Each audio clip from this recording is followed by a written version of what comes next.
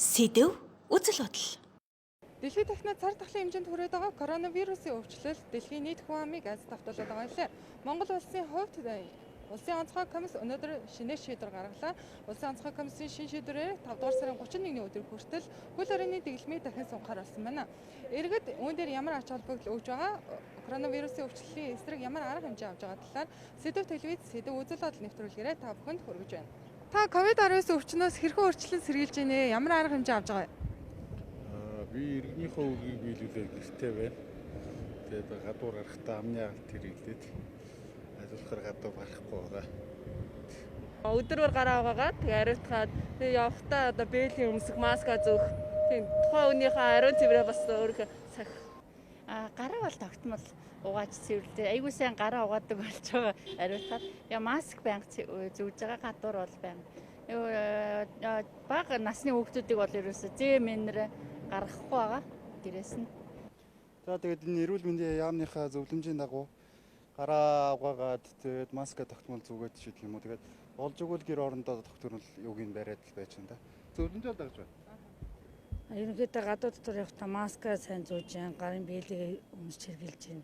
Гэртээ ариун цэрээ одоо бариудлыг сайн хийж जैन. Нөгөө эрүүл мэндийн яамнаас зөвлөмжийн дагуу байна. Гараа угааж जैन. Ёо маска байг зүүж जैन. Улсын онцгой комиссийн гаргаж байгаа шийдвэртээ та хэр санал нийлж байна?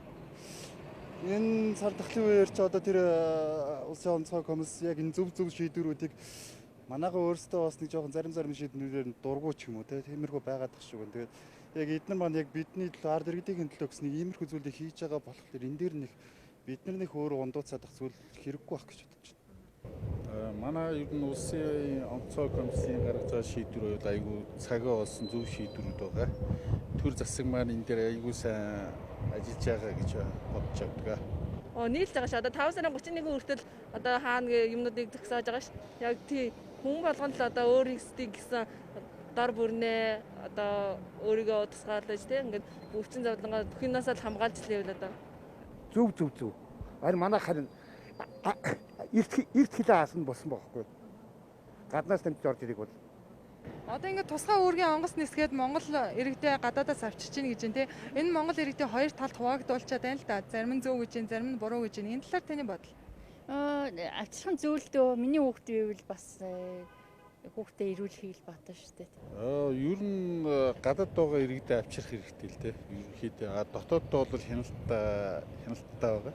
Тэгэхээр гаднаас иргэдээ Монгол улсын иргэн бүрээ бол авчрах ёстой гэж боддог. тэгэл арга гэрийнх нь одоо хэцүү л байгаа шүү дээ. Тэнд сурж байгаа одоо хүүхдүүд нь ч юм уу эсвэл аав ээж нь ч юм уу тэнд байхад одоо нааш ингээ авчирж ирэхгүй бодоод бас болохгүй гэх жишээний. Эсвэл зарим нь болохоор наанаас байлгаж ий ч юм уу. Хоёр талтай л оруулж ирэх нь зөв.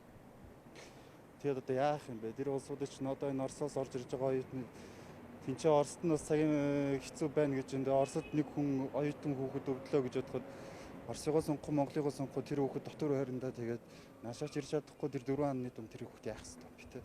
Ер нь COVID-19 өвчлөл таны ажил амьдрал хэрхэн нөлөөлж байна вэ? Би нэлээд нөлөөлж байгаа. Би хуваараа бизнес хийдэг. Нам тур дээр хуваараа одоо 90-с багаж аяга олон жил нэмэж шахахгүй. Одоо тэгээд би өөрөө хуваараа зээлтэй, банкын 2 зээлтэй.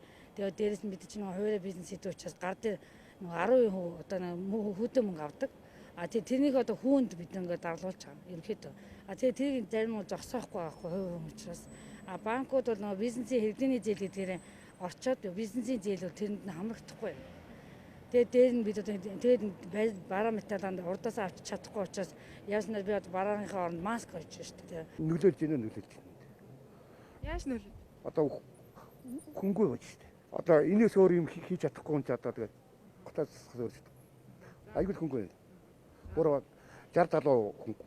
Коронавирус буюу COVID-19 өвчлөлийн талаар иргэд ямар байр суурьтай байгаа, хэрхэн урьдчилан сэргийлж байгаа болон иргэдийн аж амьдралд хэрхэн нөлөөлж байгаа талаар иргэд өөрсдийн бодлоо инхүү илэрхийллээ. Сэдэв телевиз, Сэдэв үзэл бодол нэвтрүүлэг та бүхэндээ хамт байлаа. Сэдэв үзэл бодол.